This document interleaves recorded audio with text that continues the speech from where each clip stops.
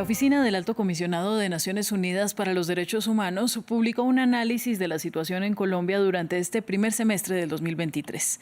El reporte, por un lado, felicita al gobierno de Gustavo Petro por poner en marcha un enfoque de derechos humanos que ha causado efectos positivos en los ciudadanos, pero también muestra preocupación por el aumento de masacres en el territorio. Vamos a conectar con Juliet Rivero, representante del Alto Comisionado de la ONU para los Derechos Humanos en Colombia, para entender y desglosar este informe. Juliet, gracias por estar con nosotros. Buenos días, Ángela. Gracias por invitarme. Bien, voy a citar muchas de sus propias palabras en este informe que destaca el enfoque de derechos humanos del gobierno como ejemplar. Aún así cuestiona que debe aplicarse inmediatamente en el territorio. ¿Por qué, pese a la violencia, resalta esta atención a los derechos humanos? Pues el gobierno ha tenido mucha apertura a los temas de derechos humanos y ha incorporado un enfoque de derechos humanos a su nueva política de seguridad, poniendo la vida y la protección del medio ambiente en el centro de esa política, en la manera que lo ha formulado con un cambio de paradigma. Pero esa política tiene que llegar al territorio donde se está vulnerando los derechos humanos por la presencia de diversos grupos armados que afectan la situación de derechos humanos en Colombia. Bien, en el primer semestre del 2023 la oficina observó, y aquí cito sus palabras, una disminución del 19% en los casos verificados de homicidios de defensores en comparación al semestre anterior de julio a diciembre del 2022. Es positivo, pero sigue siendo intolerable el alto número de defensores asesinados. 46 homicidios son los de este primer semestre. ¿Cómo interpretamos esas cifras? Porque aunque bajó en regiones, en algunas regiones del país, en otras como Cauca aumentó el número de asesinatos. Así es, Ángela. Es alentadora esta disminución, pero la situación territorial sigue siendo muy grave y en el departamento del Cauca hemos visto un incremento en los asesinatos de defensores de derechos humanos y en general en el país todavía hay una preocupación muy fuerte por el reclutamiento infantil, por los confinamientos que los grupos armados practican en el territorio y también estrategias muy violentas para desarticular los movimientos sociales y organizativos de los territorios. Y eso es una preocupación muy grande. La muerte de cada defensor y defensora de derechos humanos en Colombia es absolutamente intolerable. Por otro lado, y agravando más la situación, para finalizar el primer semestre del 2023 se aumentó en un 11% el número de masacres que fueron verificadas respecto al semestre anterior. ¿Cómo leer esa situación actual?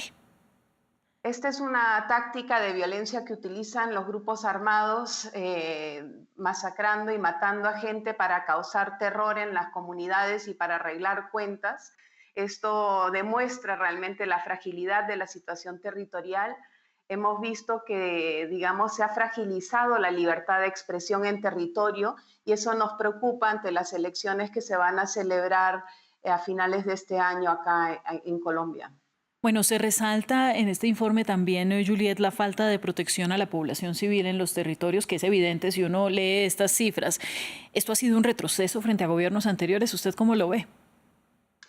Pues realmente el gobierno Petro ha heredado de una situación muy difícil desde el gobierno anterior incluso desde la firma de la paz. Con la desmovilización de las FARC, el Estado no supo llegar a los lugares de donde se había desmovilizado las FARC y los grupos armados se han extendido en estos territorios. Petro recibe una situación en la que realmente ha habido una expansión, pero esta expansión también continúa en este gobierno y por eso nos preocupa y creemos que es importante aterrizar realmente la nueva política de seguridad humana en territorio y articularla con la política de paz total que está impulsando este gobierno y con la política que se debe adoptar de desmantelamiento de estas organizaciones y estas conductas criminales. Bueno, hablemos sobre esa necesidad de articulación de la política de la paz total, que es la mayor promesa del actual presidente Gustavo Petro y que ha sido ampliamente criticada por los sectores de la oposición y pues su argumento está en estas cifras.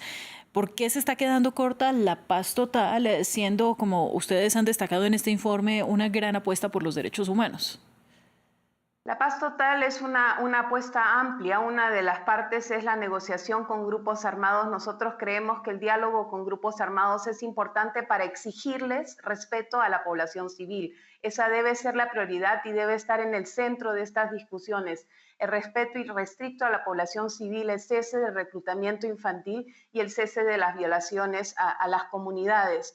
Creemos que hay una oportunidad en estas discusiones, pero al mismo tiempo el Estado tiene que llegar a los territorios. Acá hay problemas estructurales en la violencia y es una falta de presencia y articulación correcta del Estado en el territorio lo que fragiliza la situación. La gente se está sintiendo sola y está pidiendo mayor presencia del Estado y del gobierno de manera articulada en el territorio para defender la vida.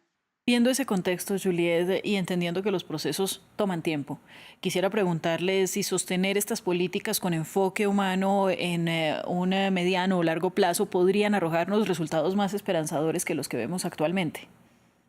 Absolutamente, y creo que este gobierno tiene la capacidad de alterar esta situación y quiero decir que Colombia tiene una capacidad organizativa en sus territorios, de su población, de sus organizaciones, que es única en el mundo y esto va a ayudar a Colombia a construir paz y democracia y dignidad en el territorio. Y esto lo pueden hacer si el gobierno también empodera estas estructuras organizativas en los territorios y trabaja con ella esta transformación.